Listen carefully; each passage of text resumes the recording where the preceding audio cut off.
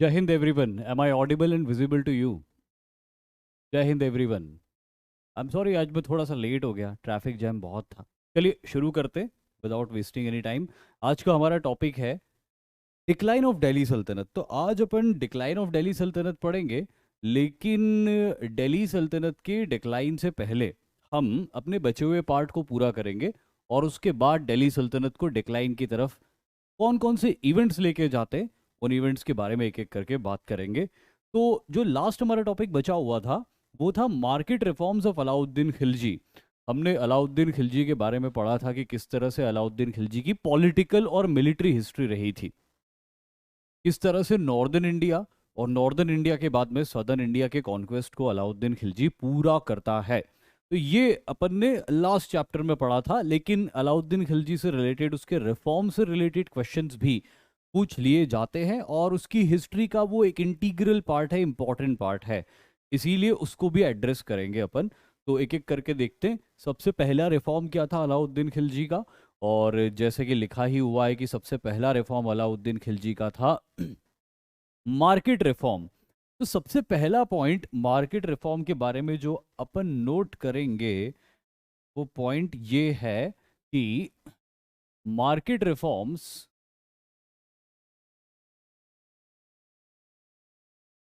Where done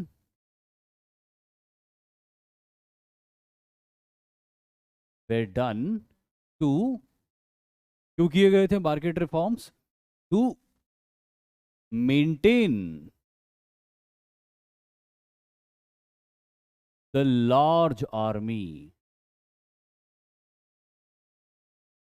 maintain the large army. Alauddin Khilji ने जो भी, उसको देखो, अलाउद्दीन खिलजी ने जब शुरू में अपने आप को सिकंदर सानी कहा था, तो उसका ऑब्जेक्टिव इससे समझ में आता है ना कि वो कॉन्क्वेस्ट करना चाहता था, बहुत सारी कॉन्क्वेस्ट करना चाहता था।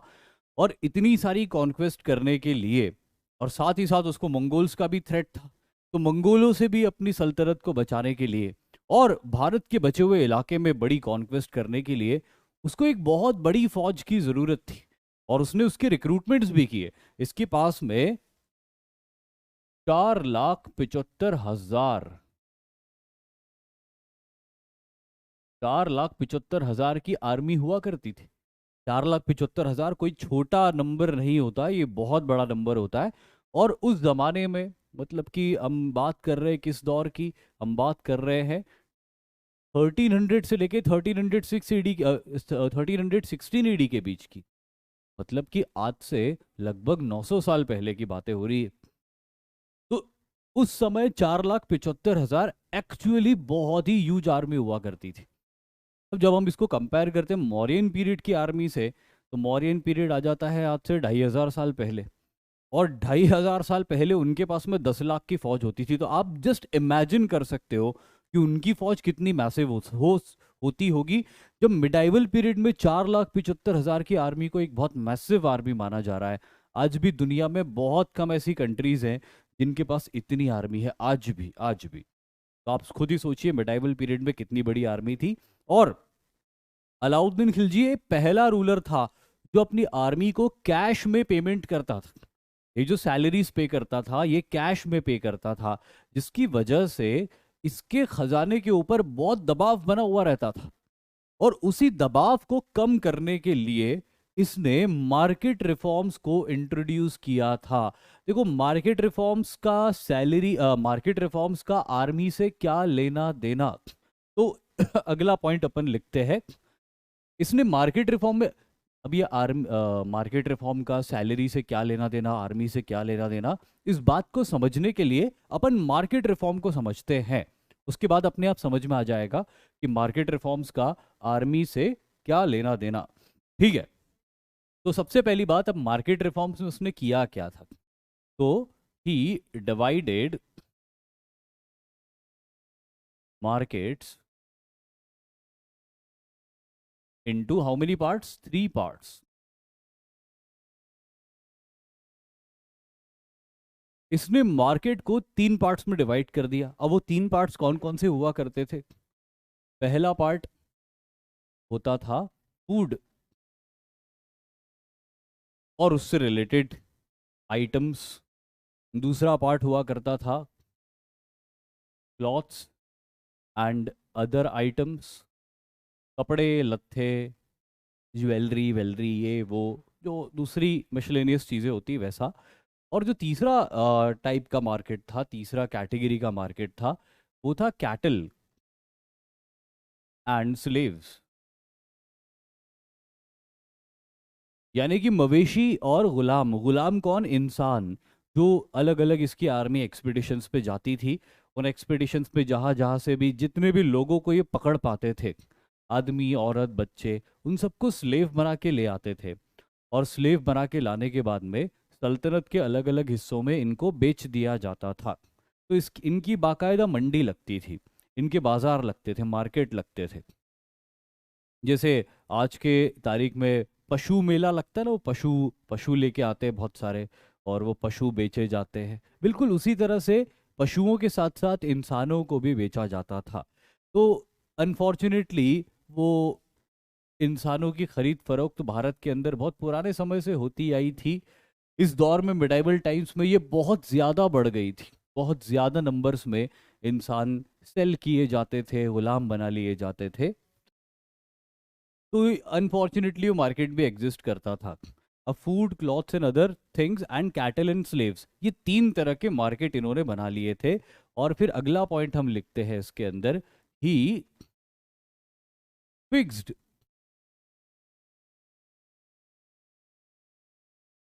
द प्राइजेस ऑफ कॉमोडिटीज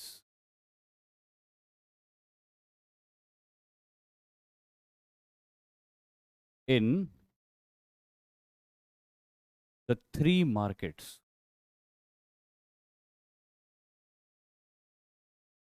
तीनों मार्केट्स में इन्होंने कॉमोडिटी के प्राइस को फिक्स कर दिया कि सपोज अगर 1 किलो गेहूं ये बेच रहे हैं, तो वो 1 किलो गेहूं अगेन सपोज 30 रुपए का मिल रहा है, या 40 का मान लेते हैं अपन। 1 किलो गेहूं अगर 40 रुपए का मिल रहा है, तो वो 40 का ही मिलेगा। कब तक? जब तक अलाउद्दीन खिलजी का अगला ऑर्डर नहीं आ जाता, तब तक वो 40 रुपए का ही मिलेगा। कोई भी दुकानदार 1 किलो गेहूं 40 रुपए से ऊपर नहीं बेच सकता। उससे कम में चाहे तो बेच सकता है, उससे ऊपर नहीं बेच सकता। तो इसने दूसरा पॉइंट क्या किया मार्केट रिफॉर्म के अंदर? दूसरा पॉइंट किया, he fix the prices of commodities in the three markets, तीनों मार्केट्स में। अब आप ये सोच रहे होंगे कि स्लेव्स के मार्केट में कॉमोडिटी के प्राइस कैसे फिक्स हो सकते? तो हो सकते थे। इन्होंने स्लेव्स को भी कैटेगरीज में डिवाइड किया हुआ था। जैसे कि स्लेव्स में जो आदमी होते थे, तो आदमियों में तय किया गया कि भाई जो आदमी 25 साल से ऊपर का है उसकी कितनी कीमत होगी। जो आदमी 25 साल से ऊपर का है और हायर वर्णों का है, ब्राह्मण है या क्षत्रिय है या वैश्य है, तो उसकी एक अलग तय हो गई थी। ब्राह्मण है तो उसकी एक अलग कीमत तय हुई, क्षत्रिय है तो अलग कीमत तय हुई, वैश्य या शूद्र है तो अलग कीमत तय हो गई। वैसे ही जो लड़कियां बिका करती थी उनकी कीमतें भी तय कर दी गई थी कि अगर 16-17 साल की लड़की है तो XYZ उसकी प्राइस होगी, 20-25-30 से ऊपर की लड़की है तो अलग प्राइस होगी। तो हर एज ग्रुप में, और उस एज ग्रुप में उस स्लेव का ओरिजिन क्या है, वो किस कास्ट से बिलोंग करता है, इन चीज़ों को ध्यान में रखते हुए फिक्स कर दिए थे प्राइस। चाहे भेड़ हो, बकरी हो, गाय हो, भैंसा हो, या फिर कपड़े लत्ते हो, या दूसरी आइटम्स हो, या फिर खाने पीने के फूड ग्रेन्स या दूसरे आइटम्स हो, सबकी कीमतें फिक्स कर दी गई थी। और तीन मार्केट्स बना दिए गए थे उनके। अब अगला पॉइंट क्या आता है? अगला point, he appointed he appointed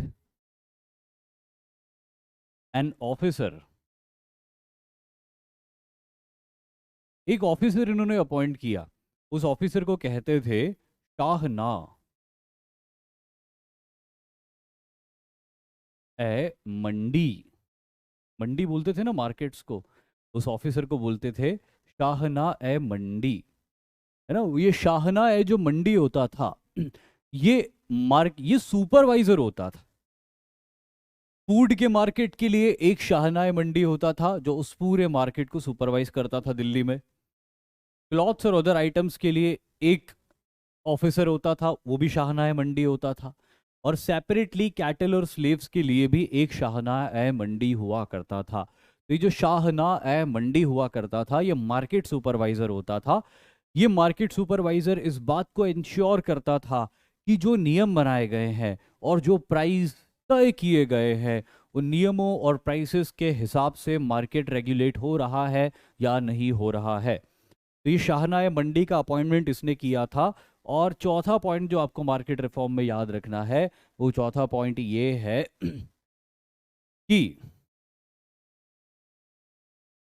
कि यानी कि अलाउद्दीन खिलजी पनिश्ड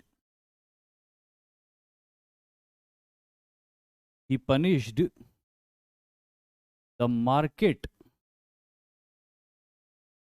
offenders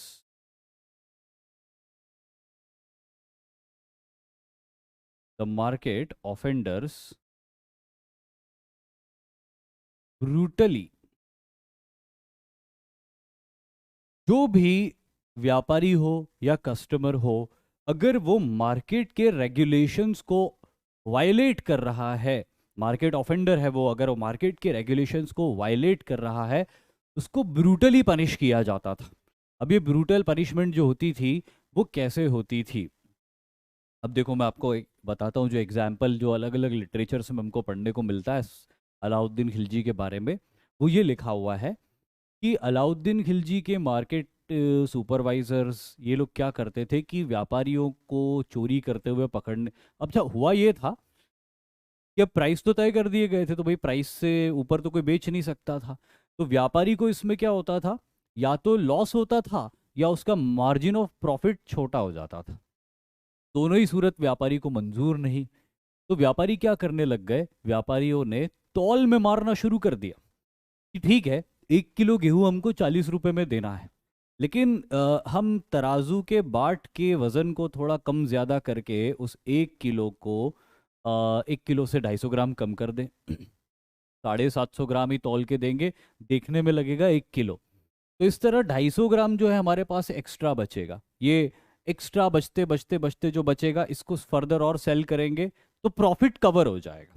समझ गए मेरी बात आप, कि दुकानदारों ने कहा कि कोई बात नहीं, अगर हम इस प्राइस से ऊपर नहीं बेच सकते तो हम तोल में मारना शुरू करते, हम प्रॉपर वे करके नहीं देंगे कस्टमर को।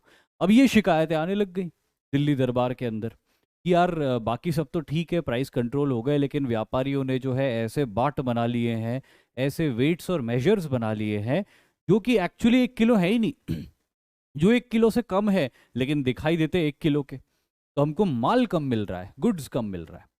तो सबसे पहली चीज तो अलाउद्दीन खिलजी ने ये ऑर्डर्स दिए शाहनाह मंडी को कि भाई हमारी तरफ से, यानी कि सल्तनत की तरफ से 1 किलो का या 1 किलो से ज्यादा के स्टैंडर्ड वेट्स और मेजर्स सबको दिए जाए, सारे दुकानदारों को स्टैंडर्ड वेट्स और मेजर्स दिए जाए, और उस सरकारी वेट्स और मेजर के हिसाब से ही तौल कर दिया जाएगा। जो भी सामान दिया जाएगा, कोई अपने पर्सनल वेट्स और मेजर्स यूज नहीं करेगा, गवर्नमेंट के बनाए हुए वेट्स और मेजर के हिसाब से ही तौल के देना है। लेकिन अगर उसमें भी कोई तौल में मार रहा था, तो अलाउद्दीन खिलजी के मार्केट सुपरिंटेंडेंट्स क्या करते थे, सुपरवाइजर्स क्या करते थे कि ये लोग छोटे छोटे बच्चों को भेजते थे, यंग एज के लड़कों को भेजते थे सामान लेने के लिए, क्योंकि दुकानदार की नज़र में छोटे बच्चे को बेवकूफ़ बनाना रिलेटिवली आसान होता होगा। और अगर कोई दुकानदार, अच्छा फिर दुकानदार से बच्चा जाता था दुकानदार के पास में, बोलता था अंकल मेरे को 1 किलो गेहूं दे दो। अब वो अंकल ने देखा कि यार ये तो बच्चा है, इसको थोड़ा सा मैं कम टिका देता हूँ, इसको क्या समझ में आएगा, तो उसको कम टिका दिया, सपोज 200 ग्राम कम टिका दिया, 800 ग्राम ही दिया उसको। तो ये बच्चा शाहनाह मंडी के पास लेके आता था वो थैली कि ये लो अंकल मैं लेके आ गया। बच्चे को थोड़े बहुत पैसे दे के भेज देते थे। फिर शाहनाह मंडी उसको तौलते थे अपने स्टैंडर्ड वेट और मेजर के हिसाब से। और फिर जब उनको पता चलता था कि 200 ग्राम कम है, तो फिर उस दुकानदार को बुलाया जाता था कि भैया किसके यहाँ से सामान लिया था, जाओ बुला के लाओ।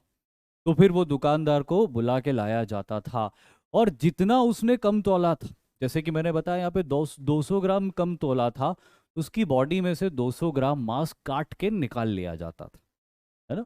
हाँ, ये काटा हुआ मांस ऐसा नहीं कि वो गेहूं वाले को दे दिया जाता था, ये पनिशमेंट होती थी। कि तुमने 200 ग्राम कम तोला ना। अब ठीक है, तुम्हारी बॉडी में से 200 ग्राम मांस का टुकड़ा काट के निकाल लिया जाएगा, जहां पर भी होगा वहां से काट के निकाल लिया जाएगा। तो समझ गए आप ये मार्केट रेगुलेशन कितने स्ट्रिक्ट थे। और जो मैंने ये लिखा है वर्ड ब्रूटली, इसका मतलब क्या है कि अगर किसी ने तौल में कम मारा तो जितना भी कम मारा, 100 ग्राम, 200 ग्राम, 250 ग्राम, मार लो जितना मारना है, उतना मांस तुम्हारी बॉडी में से काट के निकाल लिया जाएगा। अब ये जो है ऐसी चीज हो गई कि दुकानदार घबरा गए बेचारे, और हो भी क्यों ना यार, कौन चाहेगा कि उसकी बॉडी में से 100 100 200 ग्राम मांस काट के निकाल लिया जाए, है ना। हील होने में बेचारे को कितना टाइम लग जाएगा। तो अब होता ये था कि दुकानदार जब आते थे तो पहली बार तो वो ये करते थे कि स्टैंडर्ड वेट्स और मेजर के हिसाब से ही तोल के देते थे, और अपनी तरफ से 50 ग्राम ज़्यादा डाल देते थे कि भैया कम ना निकल जाए, कहीं गलती से भी कम ना निकल जाए, वरना 50 ग्राम भी निकाल लिया बॉडी में से तो नुकसान ही हुआ ना अपना। तो इसीलिए ये एक ऐसा तरीका था, ब्रूटल पनिशमेंट के साथ बैक्ड था ये मार्केट रिफॉर्म। और यही वजह है कि मार्केट रिफॉर्म जो है बहुत ही सक्सेसफुल हुआ, बहुत सक्सेसफुल हुआ मार्केट रिफॉर्म अलाउद्दीन खिलजी के दौर में। अब अपन उस पॉइंट पे आते हैं कि 4,75,000 की फौज जो थी उससे कैसे जुड़ा हुआ था मार्केट रिफॉर्म। देखिए क्या होता था, अलाउद्दीन खिलजी की फोर्सेस जो होती थी या तो दिल्ली में रुकी हुई होती थी, या फिर उसकी फोर्सेस एम्पायर के अलग अलग हिस्से में मिलिट्री एक्सपीडिशंस के लिए गई हुई होती थी। लाइफ लॉन्ग इसके मिलिट्री एक्सपीडिशंस चले ही ना, जब से रूलर बना था तब से लेके 1312 तक इसके मिलिट्री एक्सपीडिशंस चलते ही रहे थे। आखिरी के 4 साल में इसके मिलिट्री एक्सपीडिशंस कुछ कम हुए थे। तो एज ए रूलर इसकी पूरी लाइफ में मिलिट्री एक्सपीडिशंस चलते रहे। अब होता ये था कि जो फौज मिलिट्री एक्सपीडिशंस के लिए जाती थी, सारी की सारी 4,75,000 की फोर्स तो जा नहीं सकती थी मिलिट्री एक्सपीडिशन के लिए। भाई कुछ फोर्स दिल्ली में भी डिप्लॉयड होती थी, कुछ फोर्सेस बॉर्डर के ऊपर भी डिप्लॉयड होती थी, कुछ टुकड़ियां मिलिट्री एक्सपीडिशन के लिए जाती थी। तो जो टुकड़ियां मिलिट्री एक्सपीडिशन के लिए जाती थी उनको लूट का माल लूटने की छूट होती थी। जैसे सपोज अलाउद्दीन खिलजी के 1 लाख सोल्जर्स गुजरात गए मिलिट्री एक्सपीडिशन के लिए, तो इन 1 लाख सैनिकों को इस बात की छूट होती थी कि गुजरात में वो जीत हासिल होने के बाद में गुजरात के गांवों में, गुजरात के शहरों में जाके अपनी मर्जी से लूटपाट कर सकते थे। जो चाहे लूट ले, इंसानों को लूट ले, किसी के घर से सामान लूट ले, कुछ भी लूट सकते थे, उनको छूट होती थी, लूट की छूट। अब होता यह था कि ये जितना भी लूट का माल सैनिक लेके आता था, इसका 4/5 हिस्सा वो खुद रख लेता था। सॉरी, इसका 4/5 हिस्सा वो सुल्तान को दे देता था, और 1/5 हिस्सा उसको रखने दिया जाता था। 4/5 part of the war booty was to be given to the सल्तनत, and 1/5 of the war booty was to be kept by the soldier.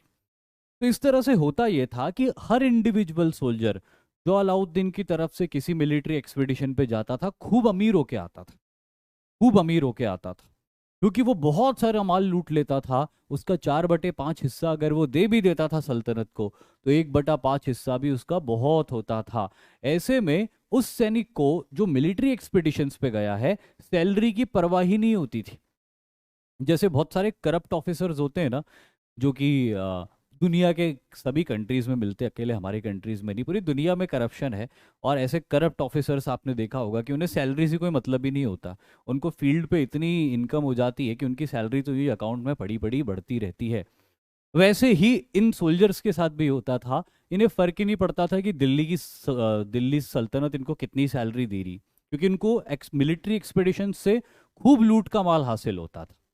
लेकिन जो टुकड़ियां दिल्ली में बैठी हुई रहती थी, जो टुकड़ियां दिल्ली में बैठी हुई रहती थी, जो किसी मिलिट्री एक्सपीडिशन पे नहीं जा रही होती थी, उन टुकड़ियों को सैलरी ही, उन टुकड़ियों के लिए सैलरी ही सब कुछ होती थी। और फिर आपने पढ़ा होगा कि इन्फ्लेशन नाम की भी कोई चीज होती है, जिसको हिंदी में मुद्रास्फीति बोलते हैं, यानी कि चीजों के दामों का बढ़ना वक्त के साथ में। आपने खुद इस बात को नोटिस किया होगा कि आज से 10 साल पहले जो चीज जिस दाम की थी, अब उसके दाम बढ़ गए हैं। तो ये लगातार होता है, हर युग में होता है। अब अलाउद्दीन का ये सोचना था कि अगर दिल्ली में इसी तरह प्राइजेस बढ़ते रहे चीज़ों के, तो मुझे सैलरी भी बढ़ानी पड़ेगी। अब बढ़ी हुई सैलरी, ऐसा तो हो नहीं सकता कि सिर्फ दिल्ली में बैठे सैनिकों को मैं ज़्यादा सैलरी दूंगा, बाकी को कम दूंगा। सैलरी सबके लिए बढ़ानी पड़ेगी। और 4,75,000 के लिए 1 रुपए से भी सैलरी उसने बढ़ाई तो 4,75,000 हो जाती। तो अलाउद्दीन इस बात को लेकर शुरू से ही बहुत क्लियर था कि मुझे सैलरी नहीं बढ़ानी। अब सैलरी सैनिकों की नहीं बढ़ानी है तो कैसे नहीं बढ़ाऊं? तो भाई दिल्ली के अंदर कीमतें बढ़े ही ना। जो सैनिक दिल्ली के बाहर एक्सपीडिशन पे गए हैं उन्हें फर्क नहीं पड़ता, क्योंकि वो वैसे ही बहुत लूट का माल हासिल कर रहे हैं। जो सैनिक दिल्ली के अंदर बैठे हुए हैं, अगर महंगाई ना बढ़े, दिल्ली के अंदर चीजों के दाम ना बढ़े, तो उनकी सैलरी भी नहीं बढ़ानी पड़ेगी और इस तरह से खजाने के ऊपर अतिरिक्त दबाव नहीं पड़ेगा। और इसीलिए अलाउद्दीन खिलजी ने अपनी एब्सोल्यूट पावर का यूज करते हुए मार्केट रिफॉर्म को इंट्रोड्यूस किया और मार्केट में कमोडिटीज के प्राइस को कंप्लीटली फिक्स कर दिया, जिससे कि दिल्ली में इन्फ्लेशन रुक गया। जब तक अलाउद्दीन खिलजी था तब तक दिल्ली में चीजों के दाम ही बढ़ने बंद हो गए। अब दाम बढ़ने बंद हो गए तो सोल्जर मांग ही नहीं सकता कि मेरी सैलरी को बढ़ाओ। क्यों बढ़ाएं साहब, चीज़ों के दाम तो हमने बढ़ने से रोक दिए, तो ठीक है, जो सैलरी मिल रही है उसमें सेटिस्फाइड है। तो इसीलिए ये मार्केट रिफॉर्म्स जो थे, बेसिकली ये 4,75,000 की फौज को मेंटेन करने के लिए बनाए गए रिफॉर्म थे। लेकिन दिल्ली में रहने वाली जो आम प्रजा थी उनके ऊपर भी ये लागू होते थे। यानी कि दिल्ली में रहने वाला कोई आम बाशिंदा भी उसी दाम में उस वस्तु को खरीद सकता था जिस दाम में उस वस्तु को कोई सैनिक खरीद रहा होता था।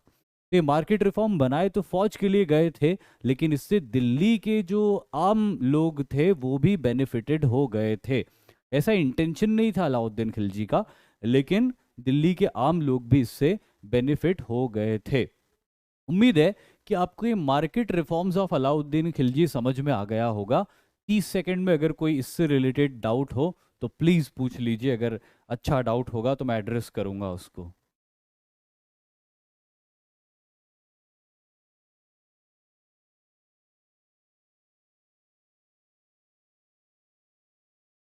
पिंकी चौहान बोल रहे कि एक चीज है जिसका दाम नहीं बढ़ा, वो है पार्ले जी बिस्किट, और तो सब महंगा हो गया। अच्छा, ठीक है, वेरी इंटरेस्टिंग। पर मेरे ख्याल से उसका साइज छोटा हो गया है। पहले उस दाम में जो बिस्किट मिलता था अब वो शायद कम हो गया है, मतलब कि तौल में मारना शुरू कर दिया दुकानदारों ने। मिलिट्री एक्सपीडिशन का मतलब पूछ रहे हो हंसी का आप? मिलिट्री एक्सपीडिशन मतलब फौजी अभियान। जब फौज किसी लड़ाई पे जाती है तो उसको मिलिट्री एक्सपीडिशन बोलते हैं। ठीक है, अब आगे बढ़ते हैं अपन अगले रिफॉर्म्स के ऊपर। ये तो हो गया मार्केट रिफॉर्म की बात, और मार्केट रिफॉर्म का क्या रेलेवेंस था वो भी अपन ने समझ लिया। अब अदर रिफॉर्म की बात करते, तो अदर रिफॉर्म में सबसे पहला रिफॉर्म है दाग। दाग रिफॉर्म बोल लेते हैं इसको अपन। इसको कहते हैं इंग्लिश में ब्रांडिंग, ब्रांडिंग ऑफ हॉर्सेस। अब देखो ये जो दाग था, ये वो वाला दाग नहीं है जो कपड़े पे लग जाता है। ये वो वाला ये दाग नहीं है। ये ग के नीचे एक नुक्ता लगा हुआ है तो ये दाग हो जाता है। और ये जो होता है, जैसे गरम गरम लोहे से चमड़ी को दाग देना, ये वो वाला दाग है। तो ये जो दाग है ना, ये रिफॉर्म क्या था इसको हम देखते हैं। मांस कैसे काटते काटते थे? अब ये मैं कैसे बताऊं मांस कैसे काटते थे? ठीक है, अच्छा छोड़िए। हम दाग रिफॉर्म के बारे में बात करते हैं। दरअसल जैसे कि मैंने अब यहाँ पे आगे लिखा है, इसको इंग्लिश में बोलते हैं branding of horses. Branding of horses का मतलब ये नहीं कि किसी हॉर्स को नाइकी का बना दिया, किसी को एडिडास का बना दिया। ब्रांडिंग ऑफ हॉर्सेस का मतलब है कि हर घोड़े को एक खास पहचान दे दी गई। जैसे आपको आधार कार्ड दे दिया गया ना, आपकी यूनिक आइडेंटिटी, वैसे हर घोड़े को एक यूनिक आइडेंटिटी दी गई थी फौज के अंदर। अब ये इसकी भी स्टोरी एक, इसको समझाने के लिए भी, से एक लाइन को समझाने के लिए भी मेरे को टाइम लेना पड़ेगा आपका। अब देखो क्या होता था पुराने टाइम में, इल्तुतमिश के टाइम में या बलबन के वक्त में, या इवन उससे पहले जो हिंदू राजा वगैरह होते थे, वो हिंदू राजा जो होते थे उनकी आर्मी तो सामंतों की आर्मी होती थी, तो वो तो अपने सामंतों के ऊपर डिपेंड होते थे। लेकिन जो इल्तुतमिश था उसने एक सेंट्रलाइज्ड आर्मी बनाई थी ना बड़ी, तो उनको वहां पे एक प्रॉब्लम फेस हुई। अब जैसे सेंट्रलाइज्ड आर्मी बना ली 2 लाख की, अब 2 लाख की आर्मी में से आप समझ लो 1,20,000 तो घुड़सवार होते थे। अब 1,20,000 घुड़सवार है, मतलब 1,20,000 घोड़े भी होने चाहिए कम से कम। एक घोड़े के ऊपर एक आदमी तो बैठेगा ना।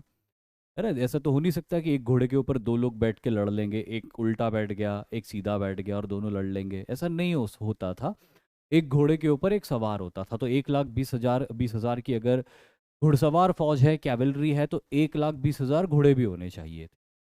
क्या होता था कि सल्तनत जो होती थी इतने सारे घोड़े एक साथ अरेंज नहीं कर पाती थी। 1,20,000 घोड़े बहुत होते हैं, उनको मेंटेन कर सकती थी सल्तनत, लेकिन उसके पास अवेलेबल नहीं होते थे। कभी 70,000 घोड़े अवेलेबल हो जाते थे, कभी 90,000 घोड़े अवेलेबल हो जाते थे, लेकिन 20, 25, 30,000 घोड़ों की कमी रह ही जाती थी। अब सपोज अगर मैं एक कैवलरी सोल्जर हूँ, मैं घुड़सवार सोल्जर हूँ, मुझे घोड़े के ऊपर बैठ के लड़ना बहुत अच्छे से आता है, लेकिन मेरे पास घोड़ा ही अवेलेबल नहीं है, तो मैं क्या करूंगा? मैं क्या करूंगा, बैल के ऊपर बैठ के लड़ लूं कि अपने सैनिक को बोलूं कि तू घोड़ा बन जा, मैं तेरे ऊपर बैठ के लड़ लूंगा? ऐसा हो नहीं सकता था। तो ऐसे में सल्तनत क्या करती थी, घोड़े किराए पे लेती थी। घोड़ों को क्या करती थी, वो किराए पे ले लेती थी। अब वो किराए पे कैसे ले लेती थी घोड़ों को? जैसे कि आप सोल्जर हो, है ना, आपके पास घोड़ा है और आपके पास 3 घोड़े हैं। सपोज बहुत सारे नाम है यहाँ पे, मोहित सिंह का एग्जाम्पल अपन लेते, मोहित सिंह। सपोज मोहित सिंह के पास में 3 घोड़े, तो मोहित सिंह से एक घोड़ा तो मोहित सिंह चलाएंगे, है ना। अब 2 घोड़े उनके पास एक्स्ट्रा है, तो सल्तनत ने उनसे कांटेक्ट किया कि यार मोहित सिंह, आप 2 घोड़े हमको किराए पे दे दो। जैसे आजकल गाड़ी अटैच करते ना सरकारी डिपार्टमेंट्स में, तो वैसे ही मोहित सिंह साहब से कहा गया कि आप 2 घोड़े अटैच कर दो फौज के अंदर। ठीक है साहब, मोहित ने बोला बहुत बढ़िया, उसका किराया मोहित को दिया जाएगा। तो मोहित जी ने क्या किया कि 2 घोड़े अटैच कर दी।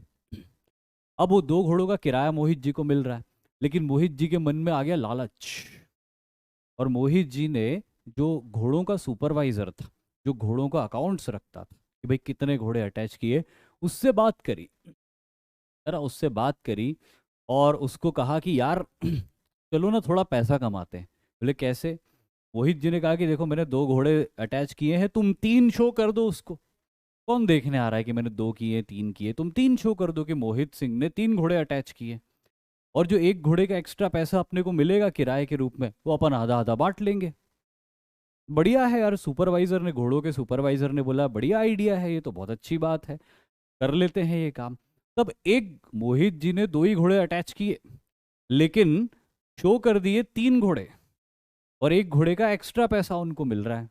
अब ये बात जो है टॉम क्रूज को भी पता चल गई, यहाँ पे बहुत हंस रहे हैं। टॉम क्रूज ने बोला कि यार मैं भी, मेरे पास भी एक घोड़ा है, मैं एक घोड़ा अटैच कर देता हूँ, एक और एक्स्ट्रा शो कर दूंगा। तो इस तरह से क्या किया कि जितने भी नाम यहाँ दिख रहे हैं सभी ने ये काम करना शुरू कर दिया। एक एग्जाम्पल दे रहा हूँ मैं, बुरा मत मानना। और सबने क्या किया, बहुत सारों ने ऐसा किया कि एक घोड़ा लगाया 2 शो कर दिए, 2 घोड़े लगाए 3 शो कर दिए, जो एक्स्ट्रा एक घोड़े का मिल रहा है पैसा वो सुपरवाइजिंग ऑफिसर के साथ बांट के कुछ खुद भी रख लिया। तो ये करप्शन चालू हो गया। क्यों? क्योंकि घोड़ों का आइडेंटिफिकेशन नहीं किया जा सकता था। आप घोड़े को शक्ल से थोड़ी पहचान सकते हो, इंसान को पहचान सकते हो शक्ल से, घोड़े को थोड़ी पहचान सकते हो। अच्छा, पहचान भी तब सकते हो जब आप किसी घोड़े के साथ दिन रात रहते हो, तो शायद उसको पहचान भी लो शक्ल से आप। लेकिन इन घोड़ों को इंस्पेक्ट करने वाले जो ऑफिसर्स आते थे, तो बेचारे कभी कभी आते थे, उनको थोड़ी पता था कि ये बादल है और ये कुछ और घोड़ा है, ये ऐसा थोड़ी हो सकता था। तब जैसे मोहित सिंह जो थे, उन्होंने 3 घोड़े अटैच किए थे, एक काला घोड़ा, एक सफ़ेद घोड़ा, एक लाल घोड़ा। तो अब देखने आए कि भैया कहाँ है मोहित सिंह के 3 घोड़े दिखाओ।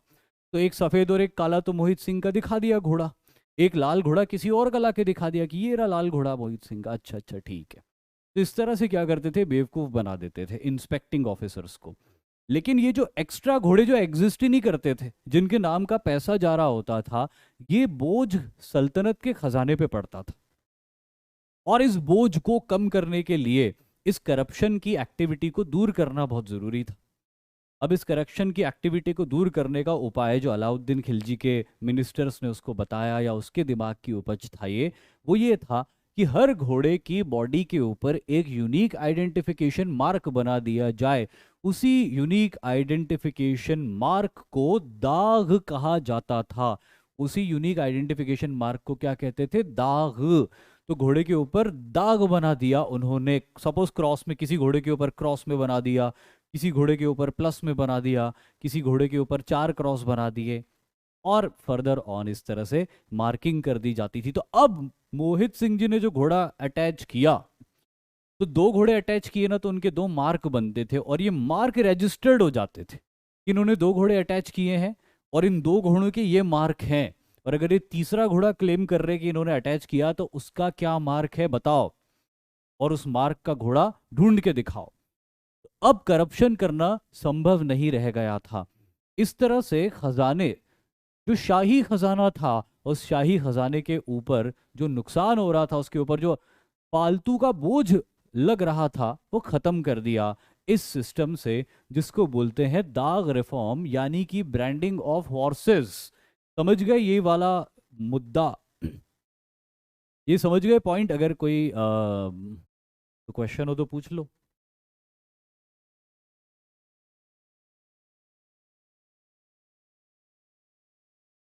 ठीक है, अब अगले पॉइंट पे आते हैं, अगले रिफॉर्म पे आते हैं, उसको बोलते हैं हुलिया।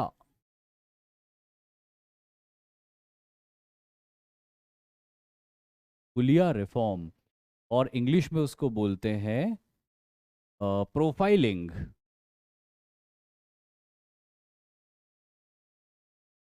ऑफ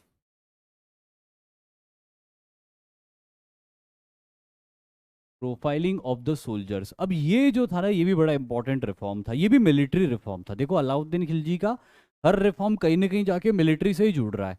ये भी एक मिलिट्री रिफॉर्म था, प्रोफाइलिंग ऑफ द सोल्जर्स, या फिर जिसको हमने कहा है हुलिया सिस्टम, या फिर इसको चेहरा सिस्टम भी बोलते हैं।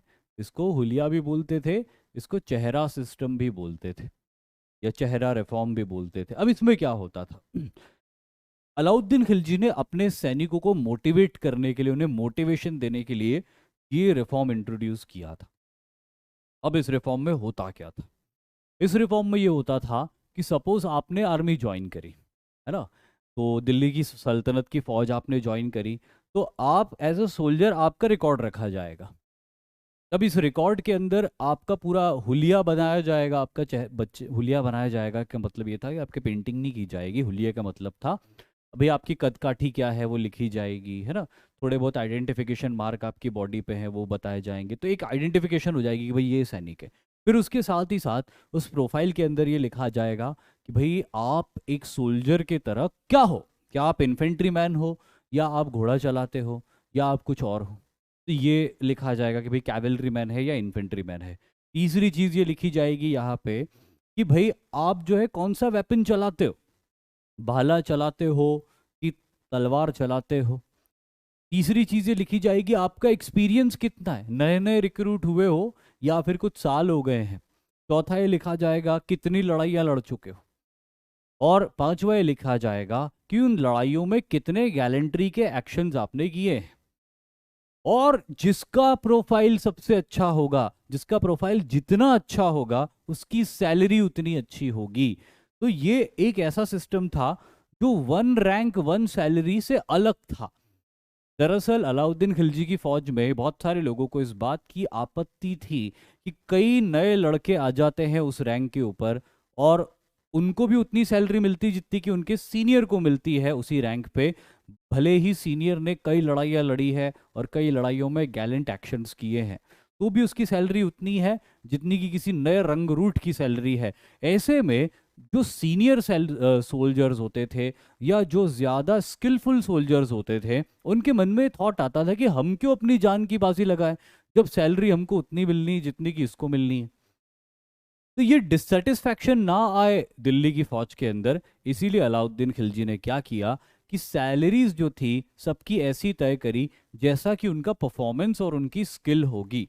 यानी कि इन्होंने सोल्जरिंग के काम को इंसेंटिव बेस्ड बना दिया था कि भाई जितना अच्छा आप लड़ोगे, जितना अच्छा आप करोगे, उतना ज्यादा आप अर्न करोगे। इससे इनकी आर्मी का उत्साह बढ़ गया था, लड़ने की कुव्वत बढ़ गई थी, अपनी स्किल्स को लगातार ये लोग पॉलिश करते रहते थे। और ये वजह है एक बड़ी कि अलाउद्दीन की फौज ने इतनी सक्सेस को अचीव किया था। आज भी हम अपनी सेना के अंदर भी देखते हैं कि हमारे यहाँ पे जो सैनिक राष्ट्रीय राइफल्स में सर्व करते हैं, काउंटर इंसर्जेंसी के ऑपरेशंस करते हैं, उन्हें एक्स्ट्रा सैलरी दी जाती है। जो सियाचिन में सर्व करते हैं उन्हें एक्स्ट्रा सैलरी दी जाती है। तो ये आज भी ये चीज़ें मैटर करती है कि जो सैनिक ज़्यादा एफर्ट्स लगा रहा है, जो सैनिक ज़्यादा खतरनाक माहौल के अंदर है, उसका सरकार आज भी ध्यान रखती है। और एक अच्छा सिस्टम था सोल्जरिंग को इंसेंटिव बेस्ड, सोल्जरिंग के जॉब को इंसेंटिव बेस्ड बनाना। ठीक है, ये समझ गए हुलिया रिफॉर्म क्या था और दाग रिफॉर्म क्या था, है ना। तो ये वो मेरे ख्याल से समझ गए होंगे आप ये दो रिफॉर्म्स के बारे में। अब अलाउद्दीन खिलजी के हम प्रोहिबिटरी मेजर्स के बारे में बात करेंगे। देखिए अलाउद्दीन खिलजी ने क्या किया था, अलाउद्दीन खिलजी ने कुछ प्रोहिबिशंस लगा दिए थे। अलाउद्दीन खिलजी एक ऐसा इंसान था जो इनसिक्योरिटी की भावना से ग्रसित था। और अंग्रेजी में कहावत भी है कि uneasy lies the head which holds the crown. जिस सर के ऊपर ताज होता है ना, वो सर कभी आराम से नहीं रह सकता। और अलाउद्दीन खिलजी के सर पे तो दिल्ली सल्तनत का ताज था। जो दिल्ली सल्तनत के ताज ऐसा ताज था जिसके ऊपर जितने कांटे होते थे नीचे भी उतने ही कांटे होते थे। ये ताज को पहनना आसान नहीं था दिल्ली सल्तनत के। और ये एक ऐसा दिल्ली सल्तनत के अंदर एक ऐसी पॉलिटिक्स होती थी कि यहाँ पे प्राइमोजेनिचर का लॉ कभी भी नहीं चलता था। प्राइमोजेनिचर क्या होता है ये पता है आपको, किसी को पता है प्राइमोजेनिचर?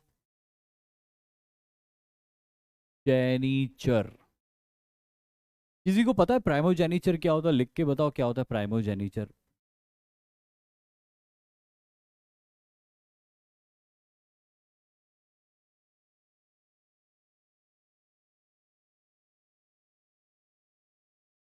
ठीक है, किसी को भी नहीं पता प्राइमोजेनिचर क्या होता है। मैं लिख देता हूँ यहाँ पे, याद रखना हमेशा इसको, क्योंकि बुक्स में वर्ड मिलता रहता है।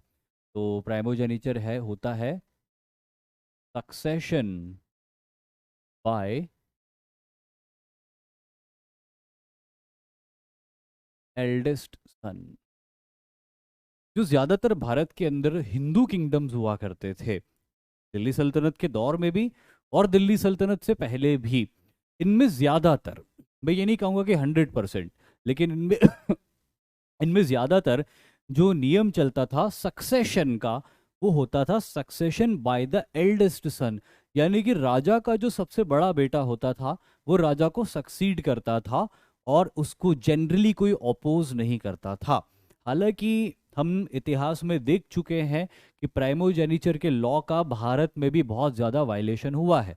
हरियंक डायनेस्टी जब हमने पढ़ी थी मगध के राइज के वक्त, तब भी ये बात देखी थी कि अजात शत्रु ने अपने फादर की हत्या करके थ्रोन को ऑक्यूपाई किया था, जबकि वो सबसे बड़ा बेटा नहीं था। उसके बाद भी हमने कई जगह देखा कि वृहद्रथ को मारा पुष्यमित्र शुंग ने और डायनेस्टी ही बदल दी थी। लेकिन भारत के इतिहास में इस तरह की चीज़ें रिलेटिवली कम होती थी। लेकिन दिल्ली सल्तनत की हिस्ट्री में इस तरह की चीज़ें बहुत फ्रीक्वेंट होती थी, क्योंकि दिल्ली सल्तनत के कल्चर में प्राइमोजेनिचर के लॉ को फॉलो ही नहीं किया जाता था। यहाँ पर ऐसा सिस्टम था कि रूलर वो बनेगा जो सबसे स्ट्रांगेस्ट होगा, जो सबसे फिट होगा, वो हासिल कर लेगा। जिसमें दम होगा वो थ्रोन को हासिल कर लेगा। ऐसे में अलाउद्दीन खिलजी ने भी क्या किया था, अलाउद्दीन खिलजी ने भी, अलाउद्दीन खिलजी जलालुद्दीन खिलजी के बड़े भाई का बेटा था, है ना, मतलब ताऊ जी का बेटा था वो। तो वो कोई बड़ा बेटा तो था नहीं जलालुद्दीन खिलजी का, लेकिन उसके पास में ताकत थी, दिमाग था, एम्बिशन था, हिम्मत थी। तो उसने जलालुद्दीन खिलजी को मार के थ्रोन ऑक्यूपाई कर लिया। ऐसा भी तो हो सकता था कि अलाउद्दीन खिलजी को मार के कोई ऑक्यूपाई कर लेता ये। अब अलाउद्दीन खिलजी ने जो किया था उस बात का डर उसको भी था कि यार जो मैंने किया जलालुद्दीन फिरोज खिलजी के साथ में, वो मेरे साथ भी तो कोई कर सकता है। और इसीलिए यही बात अलाउद्दीन खिलजी को की इनसिक्योरिटी को बहुत ज्यादा बढ़ा देती थी। लेकिन इस इनसिक्योरिटी से बचने के लिए अलाउद्दीन खिलजी ने कुछ मेजर्स लिए थे। उन्हीं मेजर्स को अलाउद्दीन खिलजी के प्रोहिबिटरी मेजर्स के तौर पे हम याद रखते हैं। अब ये प्रोहिबिटरी मेजर्स क्या थे? अलाउद्दीन खिलजी ने अपने सारे, भाई कुछ लोग ऐसे होते थे जिनके ऊपर अलाउद्दीन खिलजी को भरोसा था कि यार ये मेरे अपने, ये मेरा नुकसान नहीं करेंगे, ये मेरे लिए वफादार रहेंगे। ऐसे जो मिनिस्टर्स थे, दरबारी थे, उनको अलाउद्दीन खिलजी ने बुलाया और उनको अलाउद्दीन खिलजी ने बुला के कहा कि बैठो यार और सोचो यार कि मेरे अगेंस्ट कॉन्स्पिरेसी कौन कर सकता है और कैसे कर सकता है। अपने को उस कॉन्स्पिरेसी को शुरू होने से पहले ही खत्म करना है। तो बैठो और सोचो और मुझे बताओ कि कॉन्स्पिरेसी कैसे हो सकती। तो सबने बातें करी, ग्रुप डिस्कशन हुआ उनका, जीडी हुआ उनका, और ग्रुप डिस्कशन के बाद एक कंक्लूजन निकला कि भाई ये जो कॉन्स्पिरेसी होती है ना, ये कॉन्स्पिरेसी करने वाले जनरली अपने ही दरबार के लोग होते हैं। और तो सड़क चलते तो किसी में दम होता नहीं है कि वो अलाउद्दीन खिलजी के अगेंस्ट आके कॉन्स्पिरेसी कर ले। दरबार के ही लोग होते हैं जो जनरली इस तरह की कॉन्स्पिरेसी करते हैं, और वो भी तब करते हैं जबकि वो आपस में रिलेटिव्स बन जाते हैं। मतलब कि सपोज कि एक है कमांडर एक्स और एक है कमांडर वाई, दोनों बड़ी ताकत रखते हैं, और एक का लड़का है एक की लड़की है। तो कमांडर एक्स के लड़के की शादी कमांडर वाई की लड़की की शादी के साथ में शादी हो गई दोनों की साथ में। अब एक्स और वाई बन गए एक दूसरे के रिश्तेदार, दोस्ती को उन्होंने रिश्तेदारी में बदल दिया। अब जब ये दोस्ती रिश्तेदारी में बदली तो कमांडर एक्स की रिसोर्सेज और ट्रूप्स और कमांडर वाई की रिसोर्सेज और ट्रूप्स ये मिल गए, तो ये बन गया बहुत स्ट्रॉन्ग गुट, बहुत स्ट्रॉन्ग कोएलिशन बन गया। और ये स्ट्रॉन्ग कोएलिशन सुल्तान तक को चैलेंज कर सकता है। तो सुल्तान को पहली बात समझ में आई कि अगर मेरे नोबलमैन, मेरे कमांडर्स अपने बच्चे बच्चियों की शादी आपस में कर देते हैं और जुड़ जाते हैं तो बहुत मजबूत बन जाते हैं, और तब मेरे खिलाफ बगावत की जा सकती है। तो पहला प्रोहिबिटरी मेजर उसने ये लिया कि prohibited he prohibited the marriages between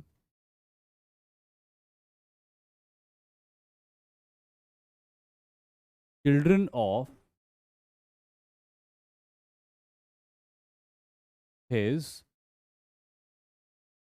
noblemen without his permission।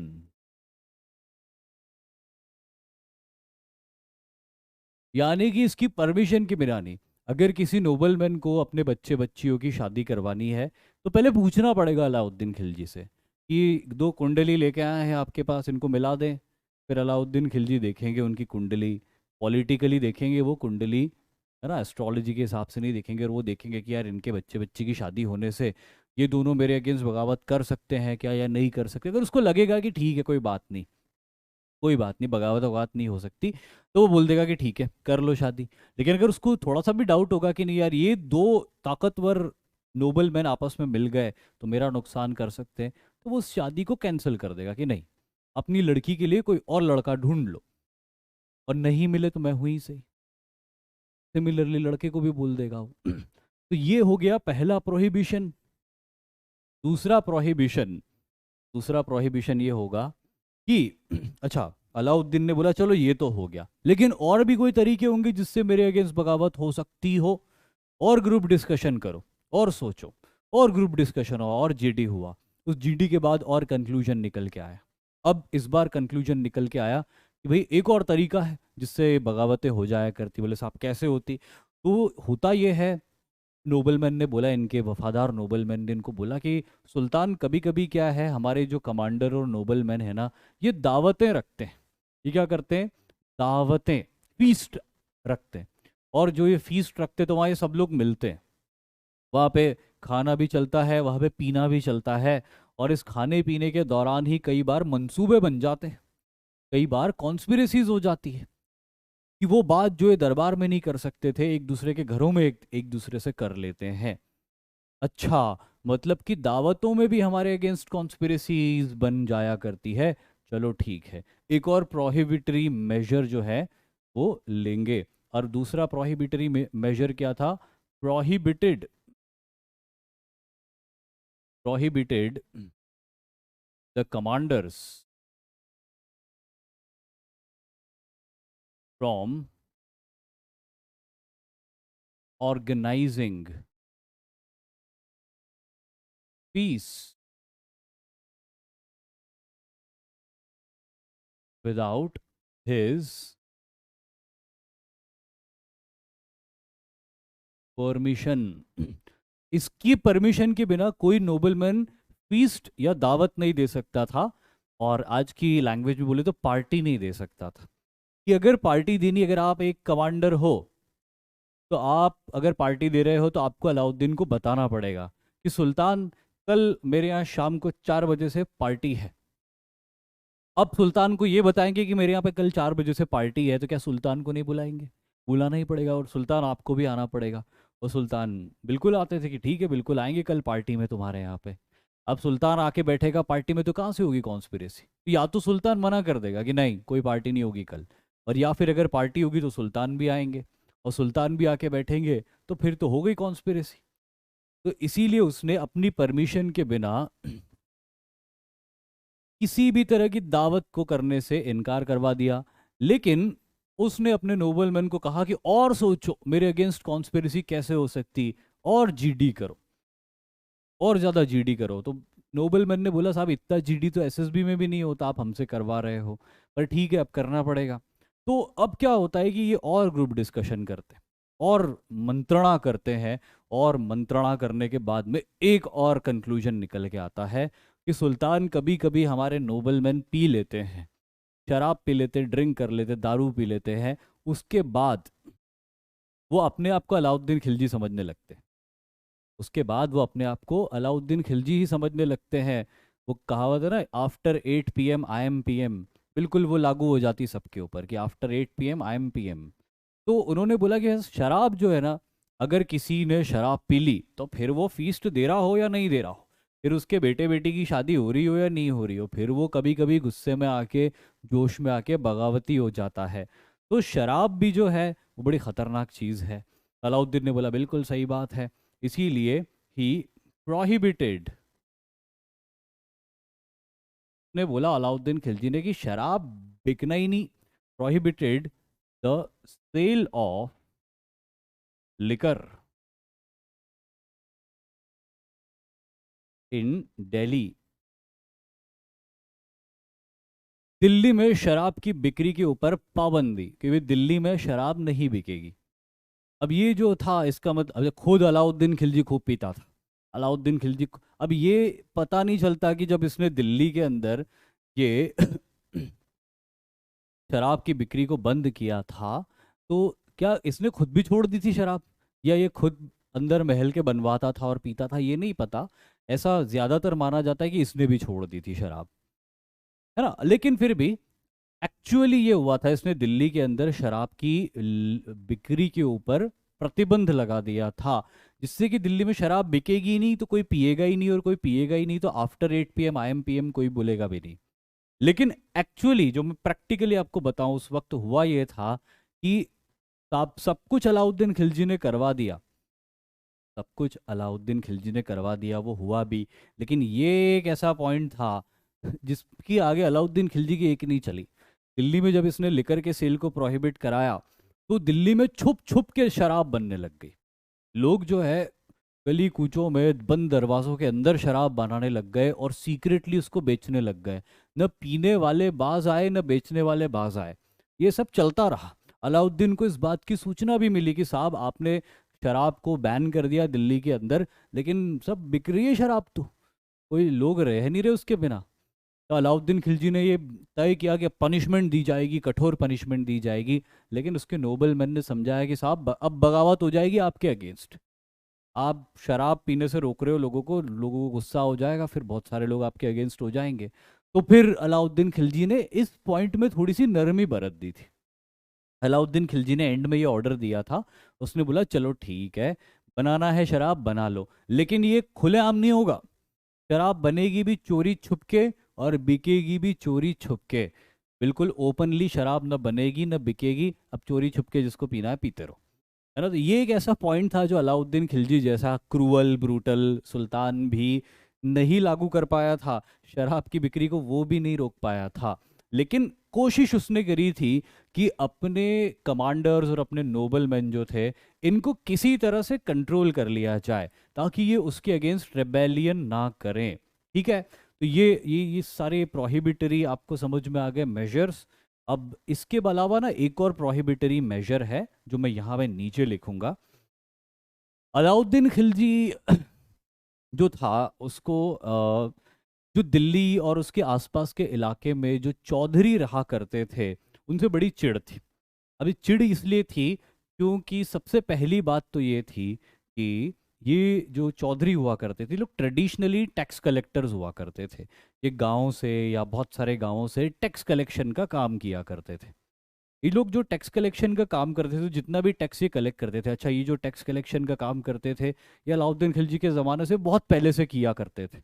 ये जब चौहान तोमर और ये सब डायनेस्टीज हुआ करती थी उससे भी पहले के ज़मानों से ये लोग टैक्स कलेक्शन हेरिडिटरी किया करते आ रहे थे। अब होता ये था कि अलाउद्दीन खिलजी ये देखता था कि जो चौधरी रहते हैं उत्तर भारत में ये तो बड़े रिच हैं, इनके तो बड़े ठाट बाट हैं, ये घोड़े से घूमते हैं, बहुत ही कीमती कपड़े पहनते हैं, ज्वेलरी पहनते हैं, हथियार होते हैं इनके पास में बहुत सारे। तो उसको ये बात एक तो अच्छी नहीं लगती थी, दूसरा उसको इस बात का पूरा पूरा डाउट था कि इतना पैसा चौधरियों ने जो कलेक्ट किया है इसकी वजह ये है कि जो कलेक्ट किया हुआ टैक्स होता है उसका एक हिस्सा ये अपने पास रख लेते हैं हमेशा, और पूरा हिस्सा नहीं देते सल्तनत को।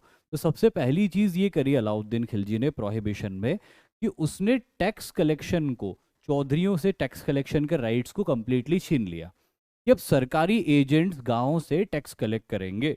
वो सरकारी एजेंट्स जो सैलरीड होते हैं वो करेंगे टैक्स कलेक्शन का काम, तो चौधरी नहीं करेंगे। दूसरा उसने ये किया कि उसने कहा कि चौधरियों के पास में जितने भी घोड़े हैं, जितने भी घोड़े हैं वो सारे के सारे घोड़े उनसे जब्त कर लिए जाए, उनसे ले लिए जाए, और उन सारे घोड़ों को फौज के अंदर अटैच कर दिया जाए। उसको पसंद नहीं था बिल्कुल भी कि कोई भी चौधरी घोड़े रखे। फिर उसने दूसरा ऑर्डर दिया कि उसने कहा कि जितने भी चौधरी हैं उनके पास जितने भी वेपन्स हैं, भाले तलवार चाकू ढाल, सब ले लिए जाए उनसे, और सब कुछ अगेन फौज के खाते में जमा कर दिए जाए। तीसरा उसने ये प्रोहिबिशन लगाया कि चौधरियों के पास में जितने भी वेल ज्वेलरी है वो सारी ज्वेलरी उनसे ले ली जाए और वो सारी ज्वेलरी खजाने में लाके डाल दी जाए। चौथा उसने ये कहा कि चौधरियों के पास में जितनी भी जमीनें हैं वो सारी जमीनें भी उनसे जब चौधरियों के पास बहुत बड़ी बड़ी जमीनें हुआ करती थी, 500 500 हजार हजार एकड़ की जमीनें हुआ करती थी। ये मैं नॉर्मली बता रहा हूँ आपको कि इतनी जमीनें हुआ करती थी, इससे भी कहीं ज्यादा हुआ करती थी। अलाउद्दीन ने बोला क्या जरूरत है इतनी जमीन रखने की, सिर्फ उनको कुछ जमीन उतनी दे दो जितने पे वो खेती बाड़ी कर सके, बाकी सारी राजसात कर ली जाए, यानी कि गवर्नमेंट के कंट्रोल में ले ली जाए। तो इस तरह उनकी ज़मीनें भी छीन ली, उनके वेपन्स भी छीन लिए, उनकी ज्वेलरी भी छीन ली और उनके हॉर्सेस भी छीन लिए। तो this community was the hardest hit by the measures of Alauddin Khilji. ये मैं पॉइंट लिख देता हूं, इस पॉइंट को याद रख लेना आप। He also imposed multiple sanctions on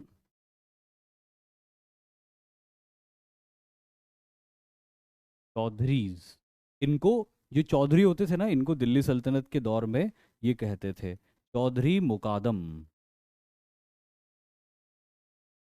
इनको चौधरी मुकादम कहा जाता था। टैक्स कलेक्शन का काम करने वाले ये लोग थे। तो he imposed multiple sanctions on Chaudhari muqaddams. तो बिल्कुल अर्श से एकदम फर्श पर ले आया था ये। हालांकि अलाउद्दीन खिलजी के जितने भी मेजर्स थे, सारे prohibitory measures including one against the Chaudharis, Alauddin Khilji की डेथ के बाद सब खत्म हो गए थे। जो अगले रूलर्स आए थे दिल्ली सल्तनत के, उन्होंने दोबारा चौधरियों को उनकी ज़मीनें दे दी थी, घोड़े दे दिए थे, हथियार दे दिए थे, ज्वेलरी दे दी थी, जो कुछ भी उनसे लिया था सब उनको वापस कर दिया था। क्योंकि अलाउद्दीन के इस मेजर की वजह से जो चौधरी होते थे उनमें बहुत डिससेटिस्फैक्शन हो गया था, और दिल्ली सल्तनत के लिए बड़ी चीज़ें बड़ी खतरनाक हो गई थी। इसीलिए आने वाले रूलर्स ने सारे सैंक्शंस खत्म कर दिए थे, जितने भी लिखे हुए ना इस पेज के ऊपर, ये सारे सैंक्शन खत्म कर दिए थे। लेकिन ये बहुत हार्ड सैंक्शंस थे जो कि चौधरियों के ऊपर लागू किए गए थे। And this community was the hardest hit by the measures of Alauddin Khilji. ठीक है, तो ये प्रोहिबिटरी मेजर्स अलाउद्दीन खिलजी के अपन पूरे कर लेते हैं। अब अपन बात करते हैं फॉल ऑफ खिलजीज की, इनका फॉल होता है। अब फॉल जो होता है वो कैसे होता है अलाउद्दीन खिलजी की तो मैंने आपको उस दिन भी लेक्चर में बताया था कि तबीयत खराब हो जाती है उसके बेचारे की। और 4 साल जो होते हैं 1312 एडी से लेके 1316 एडी के बीच का जो टाइम होता है, ये टाइम वो बिस्तर पे ही रहता है। बिस्तर पे रहता है मतलब बीमार रहता है। और इस बीमारी में वो राजकाज के कार्य नहीं कर पा रहा था, और उसकी जगह उसका डेप्यूटी मलिक काफूर ये सारे काम कर रहा था। पावर एक तरह से मलिक काफूर ने अपने हाथ में ले ली थी। और फिर अलाउद्दीन खिलजी की डेथ के बाद मलिक काफूर अलाउद्दीन खिलजी का एक बहुत छोटा लड़का था 4-5 साल का, जिसका नाम था शिहाबुद्दीन, उसको थ्रोन पे बिठा देता है एक पपेट सुल्तान की तरह, और सब कुछ अपने कंट्रोल में ले लेता है। और उसकी इच्छा ये होती है मलिक काफूर की, और वो जो रानी थी ना गुजरात की कमला देवी, जिसको पकड़ के लेके आए थे नुसरत खान उलुग खान, ये लोग मिल गए। देखो मैंने उस दिन भी बताया था कि मलिक काफूर ओरिजिनली गुजराती था, एक एक गुजराती हिंदू था, रानी भी गुजरात की थी। ये दोनों पकड़ के गुलाम बना के लाए गए थे दिल्ली सल्तनत में, तो इनके अंदर बदले की भावना की चिंगारी बुझी नहीं थी। और इसीलिए अलाउद्दीन खिलजी का जब बुरा वक्त आया हेल्थ वाइज, तो इन्होंने उसका पूरा एडवांटेज लिया दोनों ने, और उस छोटे लड़के को थ्रोन के ऊपर बिठा के सब कुछ कंट्रोल मलिक काफूर ने अपने हाथों में ले लिया। कोशिश यही थी कि जितने भी राइवल्स हैं उन राइवल्स को मार दिया जाए, और मलिक काफूर अपने हिसाब से सल्तनत को चलाएगा। आगे मलिक काफूर क्या करता, क्या चेंजेस करता, ये तो तब पता चलता जब वो लंबे दौर तक रूल कर पाता। लेकिन ऐसा नहीं हुआ था ना। अब हुआ ये था कि एक चैलेंज बन के उभरा। अलाउद्दीन खिलजी का एक बड़ा बेटा था जिसका नाम था मुबारक खान। मुबारक खान ने चैलेंज किया मलिक काफूर की अथॉरिटी को, लेकिन मलिक काफूर के पास में पावर ज्यादा थी। तो मलिक काफूर ने क्या किया, मुबारक खान को इम्प्रिजन करवा दिया, जेल में डलवा दिया। और जेल में डलवाने की कुछ ही दिनों बाद उसने, यानी कि मलिक काफूर ने कुछ असैसिन्स तैयार किए, कुछ हत्यारों को बुलाया, और उन हत्यारों को कहा कि जेल में जाओ और मुबारक खान को खत्म कर दो। तो ये 4-5 हत्यारे जेल के अंदर गए मुबारक खान को मारने के लिए, और सब कुछ मलिक काफूर के कंट्रोल में था, तो बड़े आराम से वो मलिक काफूर के सेल तक पहुंच गए। और वहां पे मलिक काफूर के ऊपर वार करने ही वाले थे, इतने में मलिक काफूर ने उनको कहा कि देखो 1 मिनट मेरी बात सुन लो, उसके बाद अगर तुम मुझे मारना चाहो तो मार देना, के बाद अगर तुम मुझे मारना चाहो तो मार देना। ठीक है साहब मार देंगे, क्या बात है। मुबारक खान ने कहा कि भाई तुम मुझे पैसों के लिए ही मार रहे हो ना, मलिक काफूर ने तुमको कुछ पैसों का वादा किया होगा, कुछ लालच दिया होगा, इसलिए मुझे मार रहे हो। मैं तुमको वादा करता हूं कि अगर तुम मुझे छोड़ दोगे और मेरी जगह मलिक काफूर को जाके मार दोगे, तो मैं तुम्हें ना सिर्फ पैसा दूंगा, बल्कि तुम्हें ज़मीनें दूंगा, तुम्हें दिल्ली की सल्तनत में बड़े बड़े ओहदों से नवाज दूंगा। पर तुम मुझे मत मारो, मेरी जगह जाके मलिक काफूर को मार दो। ये असैसिन्स टर्न होते हैं, ये असैसिन्स पलटते हैं, और ये पलट के जाते हैं मलिक काफूर के कैंप में। और इनको कोई रोकता नहीं है, क्यों? क्योंकि सब जानते थे कि ये मुबारक खान को मारने गए थे, तो शायद उसी की रिपोर्ट लेके आए हैं मलिक काफूर के पास, तो ये मलिक काफूर के कैंप में जाते हैं और मलिक काफूर को मार डालते हैं। तो इस तरह से मलिक काफूर, मुबारक खान जो होता है ना, वो एक आखिरी दाव चलता अपनी लाइफ को बचाने के लिए, और उसका वो दाव काम आ जाता है। मलिक काफूर मारा जाता है, और मुबारक खान अलाउद्दीन का एक बेटा रूलर बन जाता है दिल्ली सल्तनत का। और दिल्ली सल्तनत का रूलर बनने के बाद मुबारक खान उन हत्यारों को मरवा देता है, जबकि उसने वादा किया था कि वो उनको ऊंची पोजीशंस देगा, वो उनको दौलत देगा, ज़मीनें देगा। लेकिन वो बोलता है कि ये हत्यारे हैं, ये लालची हैं, ये पैसा और लालच में कुछ भी कर सकते हैं, तो ये किसी के भी भरोसे के नहीं है। तो वो उनको मरवा देता है। जब वो उनको मरवा देता है, रूलर बन जाता है, तो ऐसा लगता है कि दिल्ली सल्तनत शायद संभल गई। लेकिन ऐसा था नहीं, क्योंकि मुबारक खान ने अपने फादर की बुरी आदतें सारी ली थी, अच्छी आदत कोई सी नहीं ली थी। बुरी आदतें जो अय्याशी की आदतें थी वो तो सारी ले ली थी, लेकिन जो एक एम्बिशन था और जो एक सूझबूझ थी उसके फादर की, वो नहीं ले पाया था। अब उस अय्याशी के प्रोसेस में वो सब कुछ गवा देता है। मुब जैसे अलाउद्दीन खिलजी का एक खासम खास यूनुक था मलिक काफूर, वैसे ही मुबारक खान का भी एक खासम खास यूनुक स्लेव था जिसका नाम था खुसरो खान। तो ये भी खुसरो खान से बहुत मोहब्बत करता था और उसका बहुत अच्छा यार था। और खुसरो खान के भरोसे इसने पूरी सल्तनत छोड़ के रखी हुई थी। अब खुसरो खान ने देखा कि ये तो बेवकूफ़ है, मेरे भरोसे सब कुछ छोड़ दिया इसने, तो क्यों ना इसका फ़ायदा उठाया जाए। और खुसरो खान ने मुबारक खान को मरवा दिया, मर गया, मुबारक खान भी मर गया। और दिल्ली सल्तनत का सुल्तान 1318 में एक यूनुक बन गया, एक ट्रांसजेंडर बन गया, दिल्ली सल्तनत का सुल्तान। अब सिचुएशन बहुत खराब हो गई, क्योंकि दिल्ली सल्तनत के जो कमांडर्स थे बड़े बड़े, वो देख रहे थे अपनी आंखों के सामने ये सब कुछ होते हुए, ये इसको मार रहा है, वो उसको मार रहा है, यूनुक बन गया दिल्ली सल्तनत का एक सुल्तान। तो एक कमांडर था जो अलाउद्दीन खिलजी का एक बहुत ट्रस्टेड कमांडर था, जिसका नाम गयासुद्दीन था। ये गयासुद्दीन ये इंश्योर करता है कि यार इस जो खून खराबा चल रहा ना, इसको मैं ख़त्म करूंगा, और कम से कम दिल्ली सल्तनत को एक अच्छा सुल्तान मिले। इसीलिए वो खुसरो खान की हत्या करता है, और खुसरो खान की हत्या करके फाइनली खिलजी डायनेस्टी का रूल एंड होता है, और 1320 से शुरुआत होती है तुगलक डायनेस्टी की। तो इस तरह से खिलजियों का फॉल होता है। तो यहाँ पे अपन लिख लेते हैं, Alauddin died in 1316 AD, 1316 AD में उसकी डेथ होती है। फिर उसके बाद क्या होता है, Malik Kafur tried to take power, कोशिश करता मलिक काफूर कि वो पावर ले सके, लेकिन फिर क्या होता है, मुबारक खान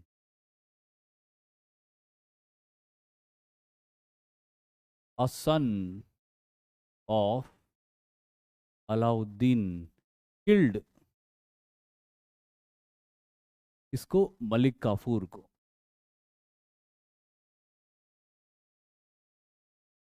फिर क्या होता है, फिर ये होता है कि मुबारक खान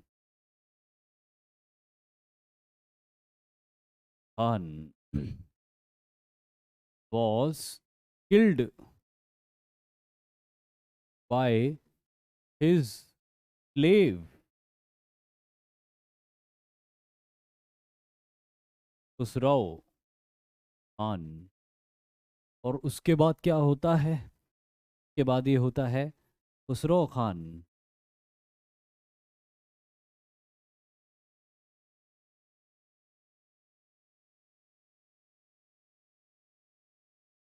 was killed by, इसके द्वारा, गियासुद्दीन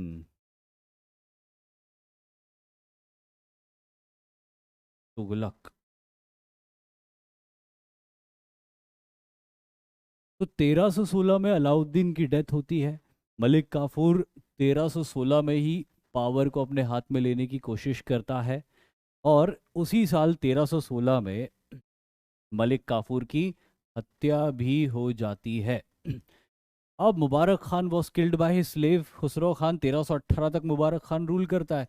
1318 में मुबारक खान की भी हत्या हो जाती है उसके स्लेव के हाथों। और 1320 AD में खुसरो खान की हत्या हो जाती है गयासुद्दीन खान के हाथों। ये जो खुसरो खान है ना, ये वो खुसरो नहीं है मलिक, ये जो आमिर खुसरो से आप कंफ्यूज कर रहे हो इसको, ये वो नहीं, आमिर खुसरो अलग है। उसके बारे में मैं एक पूरा चैप्टर बताऊंगा, जिसमें दिल्ली सल्तनत के कल्चर के बारे में हम डिस्कस करेंगे, तो उसमें आमिर खुसरो का नाम आएगा। वो जिसको पैरट ऑफ इंडिया कहा जाता है वो अलग है, ये खुसरो खान एक यूनुक स्लेव था। तो इस तरह से खिलजी डायनेस्टी का फॉल होता है, और उसकी जगह राइज होता है तुगलक डायनेस्टी का, अंडर गयासुद्दीन तुगलक, जिसका टाइमलाइन, जिस डायनेस्टी का टाइमलाइन देखो, एक डायनेस्टी के तौर पे तुगलक्स का टाइमलाइन 1320 AD से लेके 1398 AD के बीच में है। लेकिन एक रूलर के तौर पे गयासुद्दीन तुगलक का टाइमलाइन 1320 से लेके 1325 के बीच में है।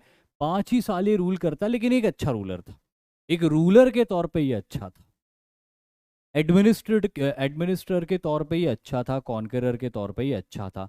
सबसे पहली चीज, जब तुगलक्स का रूल इस्टेब्लिश हुआ, तो तुगलक्स के रूल के इस्टेब्लिशमेंट के बाद में सबसे पहली चीज ये होती है कि इनका जो एजेंडा होता, देखो अलाउद्दीन खिलजी का एजेंडा क्या था, उत्तर भारत में रूल करो और दक्षिण भारत को लूटो। लेकिन तुगलक्स ने इसको चेंज किया। तुगलक्स ने ये कहा कि दक्षिण भारत की तरफ भी अपने एम्पायर को आगे बढ़ाना है। तो पहली चीज ये तुगलक्स के बारे में इंपॉर्टेंट है, expansion, expansion towards south India. जहां तक हो सके दक्षिण भारत की तरफ एक्सपेंशन किया जाए, है ना। दूसरी चीज गयासुद्दीन तुगलक ने तय करी थी, to suppress the rebellion, to suppress the rebellion of Bengal. क्या हुआ था कि जब खिलजी डायनेस्टी, अलाउद्दीन खिलजी के कमजोर पड़ने के बाद में खिलजी डायनेस्टी भी कमजोर पड़ गई थी, और जो पेरीफेरल इलाके होते थे डायनेस्टी के, जो सरहदी इलाके होते थे डायनेस्टी के, उन सरहदी इलाकों के अंदर बगावतें होने लग गई थी, रेबेलियंस होने लग गए थे। और ऐसा ही एक रेबेलियन हुआ था बंगाल के प्रोविंस में। और बंगाल दिल्ली सल्तनत के लिए बहुत इंपॉर्टेंट प्रोविंस था, क्योंकि बंगाल एक बहुत बड़ा इलाका था। आज का पूरा वेस्ट बंगाल, आज का झारखंड का कुछ इलाका, और आज के पूरे बांग्लादेश के इलाके और उड़ीसा के कुछ इलाके, इतने इलाके मिलके बंगाल बनता था। पूरा बांग्लादेश उसके अंदर शामिल था। और ये इलाका बहुत फर्टाइल इलाका था, तो यहाँ से एग्रीकल्चरल प्रोड्यूस बहुत होता था और यहाँ से रेवेन्यू बहुत आता था। इसीलिए बंगाल अपने हाथ से कोई भी निकलने नहीं देना चाहता था। और यही वजह है कि बंगाल के रेबेलियन को सप्रेस करना गयासुद्दीन तुगलक का एक इंपॉर्टेंट ऑब्जेक्टिव था, जो कि उसने किया भी था। तीसरी चीज जो गयासुद्दीन तुगलक के दौर में हुई थी, वो था conquest of Warangal by defeating Pratap Rudra Dev of Kakatiya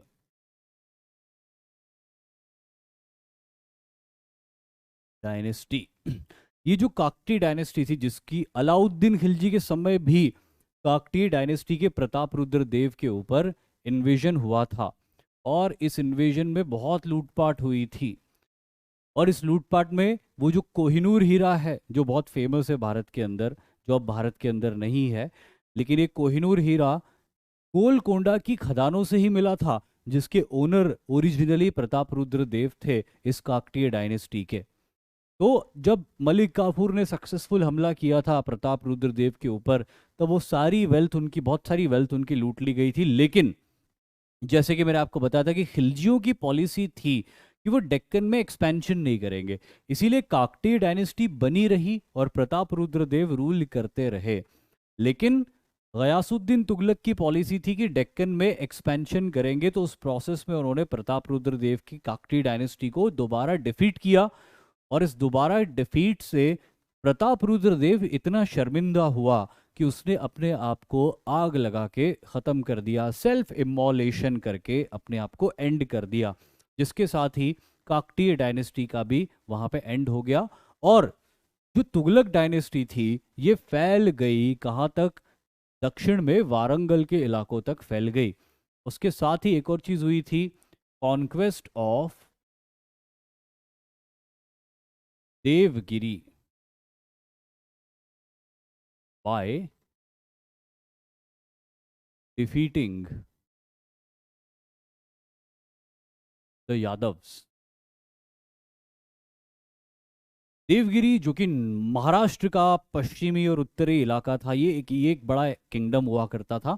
ये वही किंगडम था जिसके ऊपर अलाउद्दीन ने सुल्तान बनने से पहले भी इन्वेजन किया था, और बाद में एक मैट्रिमोनियल अलायंस भी किया था। और इसको कॉन्कर नहीं किया था, इसको अपना एलाय बना लिया था। लेकिन गयासुद्दीन तुगलक की पॉलिसी थी कि उसने देवगिरी को भी डिफीट किया और उसने प्रताप रुद्र देव के वारंगल को भी डिफीट कर दिया और इस तरह से दिल्ली सल्तनत का एक्सपेंशन डेक्कन की तरफ कर दिया।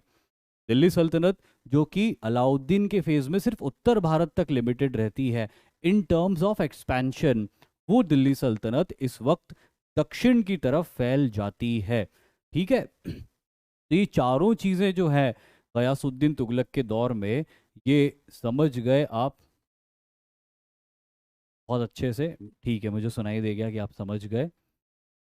अब गयासुद्दीन तुगलक